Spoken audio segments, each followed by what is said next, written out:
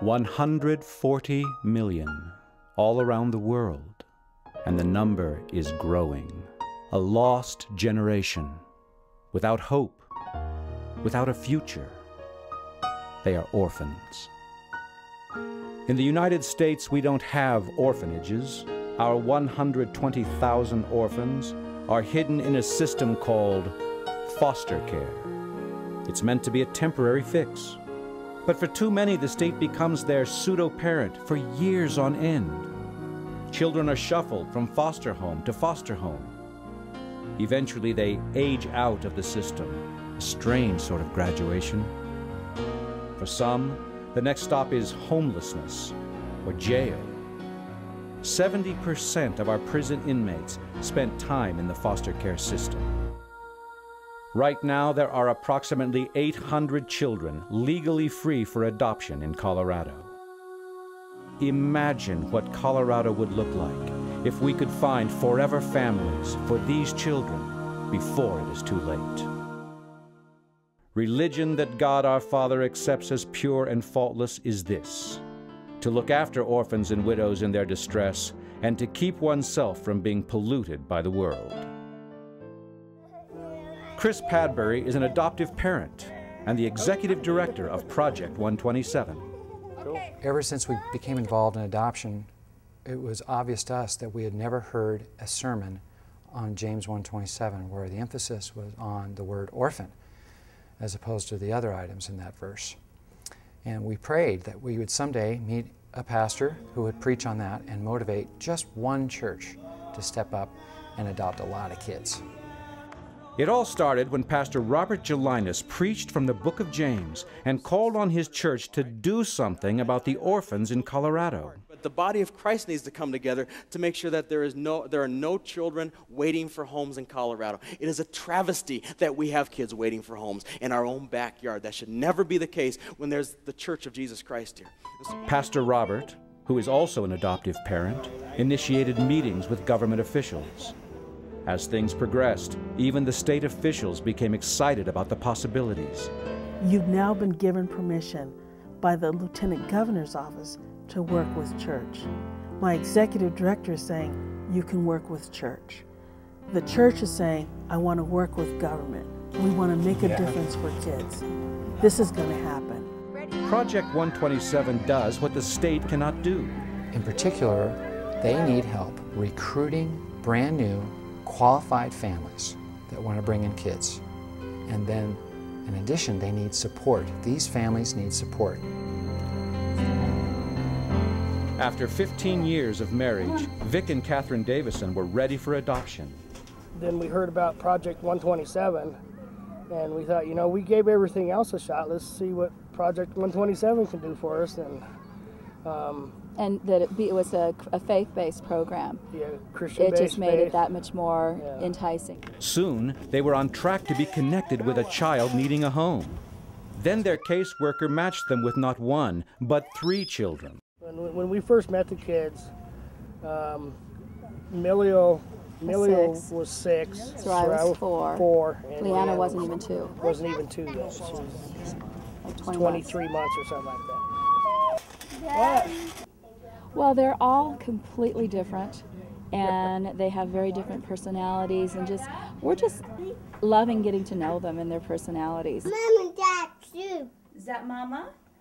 I just want to thank God for these 3 kids in my life. This Absolutely. is the biggest blessing that I've ever had and probably will ever have.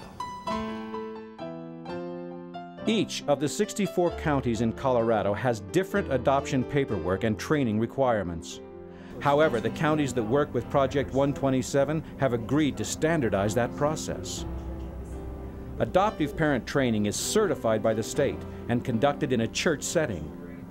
I think it's been really great because the training is coming from both a secular way of thinking and a spiritual Christian way of thinking on all aspects of child rearing that you may not have thought about, different ways of coping with attachment issues and disciplining. We have 2 boys, 6 and 5 right now, so we're just kind of looking for some completeness, and we're excited of embarking on this ministry. And children in foster care need ministry. They're basically taught, don't get close to people because you may never see them again. These kids are broken. What they need is a consistent, solid home that will teach them that yes, we will endure problems, you will not have to leave, and that relationship is safe. You can invest and trust me, and that I will trust you. Forever families are very special people. They're people who have room in their hearts and room in their homes for a child that they didn't give birth to, but they're willing to step up to the plate and do something that's not necessarily heroic, but something that's so special, that's so tender, that says, you know, you aren't mine, but you're mine in my heart. Still, no matter how special these parents are, they can't go it alone. Project 127's support involves the whole church, so parents have somewhere to turn. In addition to being an adoptive parent, Carolyn Smith is on the Project 127 support team. We volunteer and come right alongside of a family and give them the emotional support, encouragement. We're kind of their mentors through this whole process, and anything they need, they can come through us, any doubts, whatever, we're here to support them going through this whole process from start to finish and even beyond, and be part of their family if they allow us to do that. Project 127 was birthed by one church, but its vision is much broader. To see churches from all over Colorado join hands to provide forever homes for orphans. Recruiting pastors to catch the vision of adoption is a priority. Project 127 has opened the door for our people to not only see a need, but have a tangible avenue to meet a need in a way that is, I think, truly glorifying and honoring our Father in a way that true religion intended.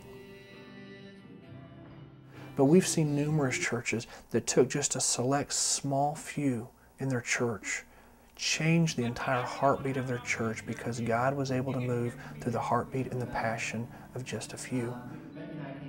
Corey and his wife Heather have one daughter, Hannah. They also adopted two brothers from foster care, Carter and Seth. When we started the process, Hannah was 3.5, 4 years old, and just always asking Mommy, can I get a brother? Can I get a sister? And then we get these two great little boys with just the brightest eyes and the biggest smiles. And then, you know, and then we hear the news that, okay, they're not as perfect as you think they are, but physically.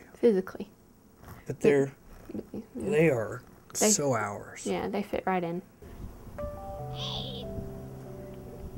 I tell our partner churches, here's a litmus test for you.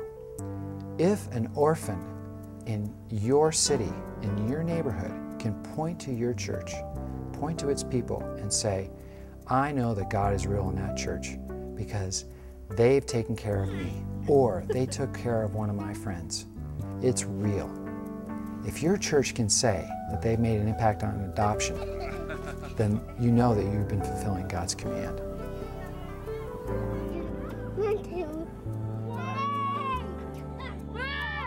It won't be easy, but let's do it. Let's work together. Let's see if we can do this thing on behalf of kids.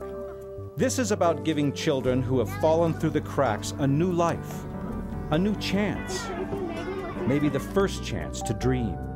When I grow up, I am going to be a famous gymnast, and I'm going to be on TV and win lots of medals and stuff. I would want to be a person who flies planes.